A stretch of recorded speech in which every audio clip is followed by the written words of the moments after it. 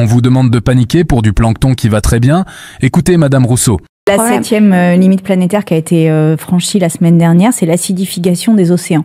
L'acidification des océans, c'est le fait que les océans n'absorbent plus le carbone, petit 1, et petit 2, c'est la mise en danger du plancton dans les océans. Désolé, je vais décevoir beaucoup d'entre vous aujourd'hui, mais j'assume ce que je vais dire.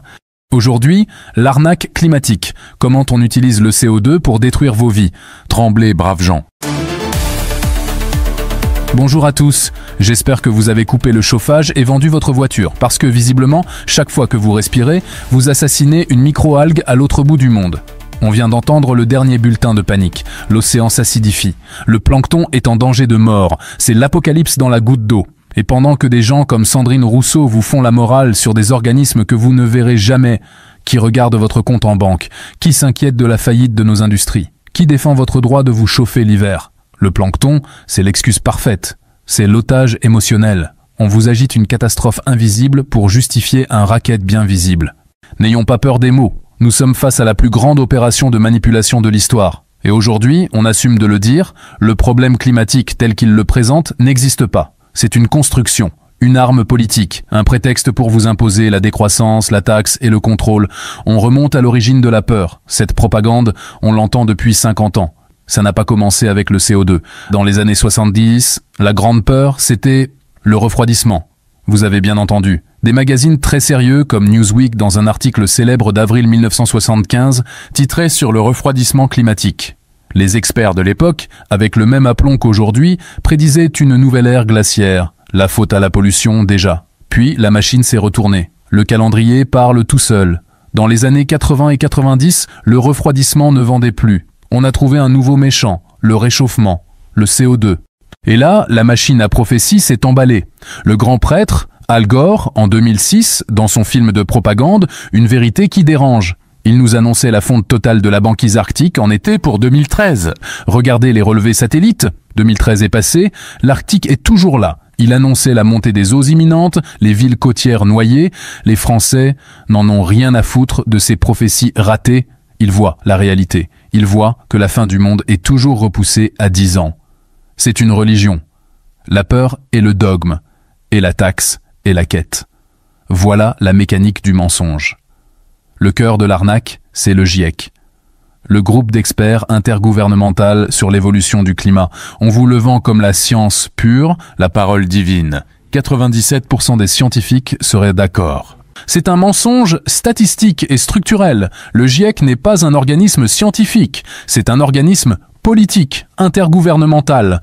Sa mission, définie à sa création en 1988, n'est pas d'étudier le climat, c'est d'étudier le risque lié au changement climatique d'origine humaine. Sa conclusion est dans sa question de départ. S'il trouve que l'origine n'est pas humaine, il ferme boutique. Vous croyez vraiment qu'ils vont scier la branche sur laquelle ils sont assis ? Les scientifiques qui contribuent ne sont pas tous d'accord, mais ce que vous lisez, ce n'est pas leurs travaux, c'est le résumé pour décideurs. Un document politique, relu et approuvé, ligne à ligne, par les gouvernements, par les politiciens, c'est un filtrage.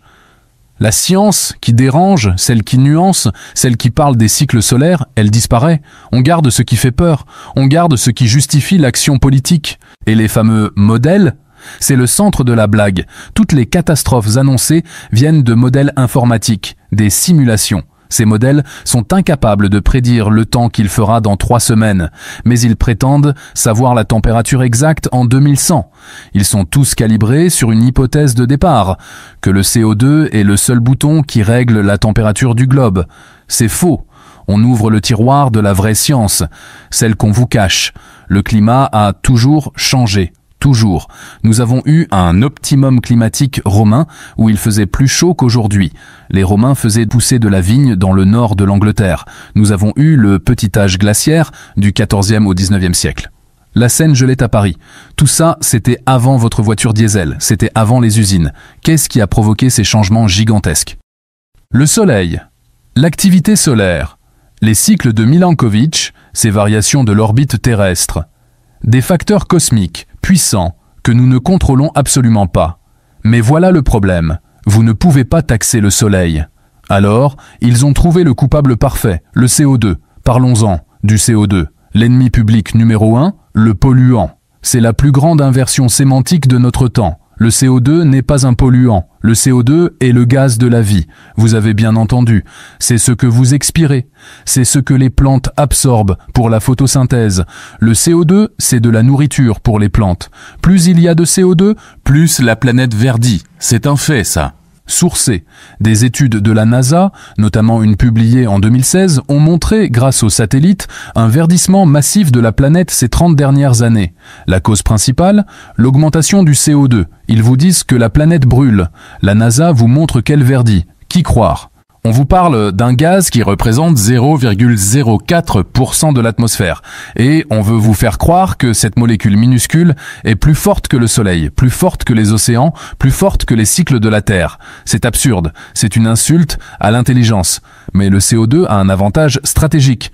Tout le monde en produit, en vivant, en respirant, en se chauffant, en travaillant.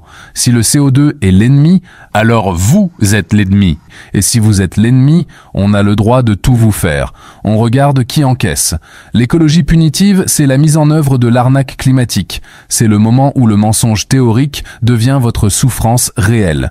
Le DPE, le diagnostic de performance énergétique.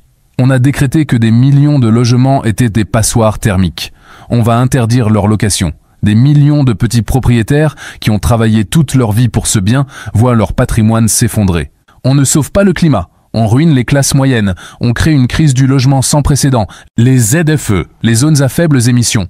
Le concept est génial. Si ta voiture est trop vieille, tu ne rentres plus en ville, tu ne vas plus travailler, tu ne vas plus voir ta famille. C'est l'apartheid social. L'association 40 millions d'automobilistes le hurle depuis des années. C'est une bombe sociale.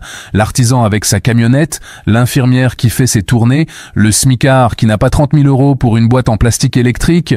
Dehors, on ne punit pas la pollution, on punit la pauvreté. Et les factures ? L'INSEE. Début 2024, les prix de l'électricité qui explosent.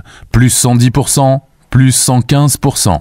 Pourquoi ? Pour financer la transition, pour payer des éoliennes qui ne marchent pas quand il n'y a pas de vent et qu'on doit compenser avec des centrales à gaz, des centrales à charbon même. Vous avez bien entendu, l'Allemagne, championne de l'écologie, a rouvert ses centrales à charbon.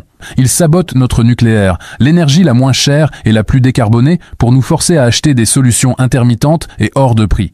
C'est un plan de démolition. Et qui ramasse la mise ? On suit l'argent, la finance verte. C'est le plus grand marché du siècle. Selon le rapport de Bloomberg Nef, les investissements mondiaux dans la transition énergétique ont dépassé les 1100 milliards de dollars en 2022. 1000 milliards, c'est un transfert de richesse gigantesque, de votre poche vers la leur. On vous fait payer des taxes carbone, des DPE, des ZFE. Et cet argent est aspiré par des fonds d'investissement, des banques, des multinationales qui vous vendent les solutions aux problèmes qu'elles ont inventés. Elles créent la maladie et elles vendent le remède. C'est un circuit fermé. Et maintenant, la suite logique.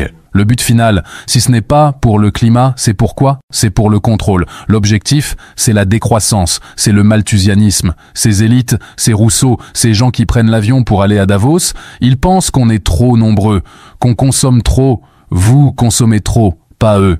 Eux, ils sont essentiels. Mais vous, vous devez arrêter. Arrêtez de manger de la viande. Arrêtez de prendre votre voiture. Arrêtez de vouloir une maison individuelle. Le Forum économique mondial, celui de Davos, l'a écrit noir sur blanc. Vous ne posséderez rien et vous serez heureux.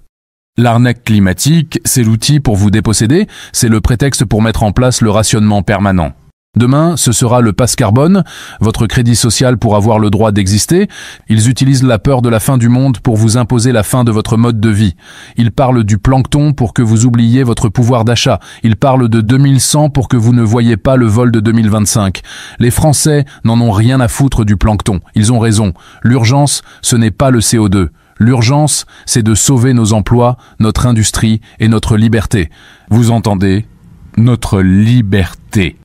Résumons. Premièrement, il n'y a pas d'urgence climatique. Le climat a toujours changé et le soleil est le moteur principal, pas le CO2. Deuxièmement, le CO2 n'est pas un polluant. C'est le gaz de la vie et la planète verdit grâce à lui. Troisièmement, le GIEC est un organe politique, pas scientifique, qui manipule les données pour justifier un agenda de peur. Quatrièmement, cet agenda s'appelle l'écologie punitive. Les ZFE, le DPE, C'est un outil de ségrégation sociale pour ruiner les classes moyennes. Cinquièmement, le but final est la décroissance et le contrôle. Vous appauvrir pour vous gérer. C'est un transfert de richesse de vous vers la finance verte. La vraie question n'est pas de savoir si le plancton va survivre au CO2. La vraie question est, est-ce que vous allez survivre à leur arnaque? Dites-moi si vous y croyez, vous, à cette panique.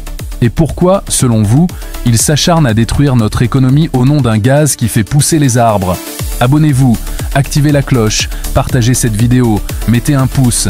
C'est le moment de résister. Prenez soin de vous. La vérité dérange. À très vite pour une prochaine vidéo. Et n'oubliez jamais, tout ce qu'on vous raconte n'engage que vous.